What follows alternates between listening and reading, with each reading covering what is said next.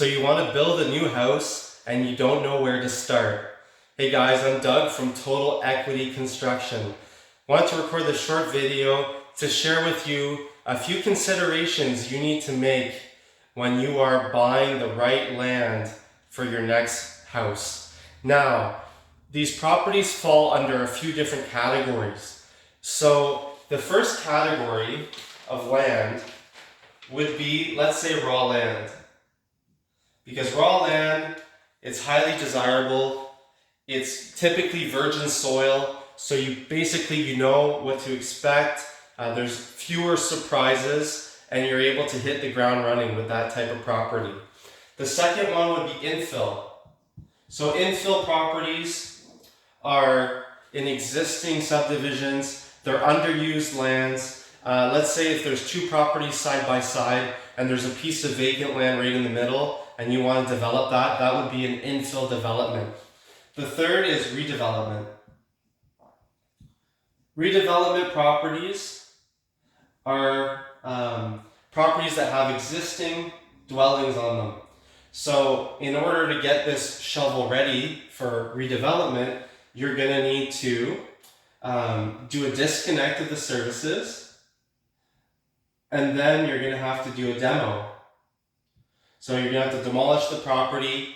So before you even get shovels in the ground for your new foundation, you're going to sink a lot of money in the preparation of this site.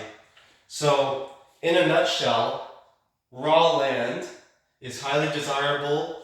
In a perfect world, you're going to get a vacant lot in a new subdivision. So ideally, it's going to be fully serviced, ready to go. You just have to buy your permits, submit them, get it approved, and start getting to work.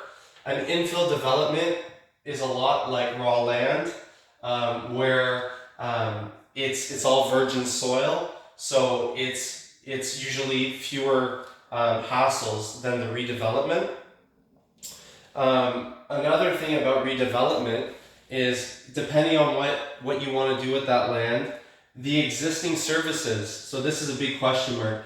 The services, are they adequate for what you want to do? So if you want to do a multi-family building here, and this was a single family home, the services aren't going to be adequate. So the sizing will all have to get redone. So you might have your storm coming in, your sewer, your sanitary sewer, your water, right?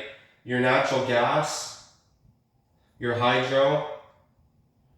They would all have to get disconnected, capped at the main, and the whole 9 yards. So there's those considerations as well. Now, all of these three categories of properties are all subject to the following. So no matter what, right, they all are subject to the zoning and the laws. So you have to consider everything there. The setbacks of the properties, right? The geography, so the elevation, the slope, the topography, also the grade. It's all right, grade. Easements, so rights of way. So what's going through the properties. Title, of course, you have to do your due diligence there. And alterations, so if you want to do something outside of the norm a bit, you're going to have to get a variance approved. So we'll write variances. So in a nutshell, these are the three different categories of properties. Raw is nice because it's a clean slate, which is ideal. So infill as well. What's nice about infill, you can get intel from the surrounding properties. So you can kind of see and speak with the city how things were serviced, talk to the neighbors. You can get intel that way, so you're not completely in the dark. And with the infill, the neighboring properties might have brought services right to the lot line. So it might be very easy for you to tap into those services. So servicing might be easier on infill.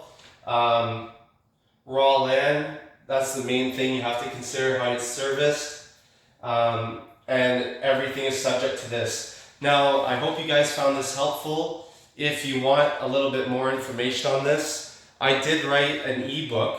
If you comment below, I'll send you a copy of that ebook. It covers these topics a little bit more in depth, just a brief overview as well. It's completely free, and I hope that it can help you out. So, Doug again from Total Equity Construction, and hope this was of value to you. Cheers.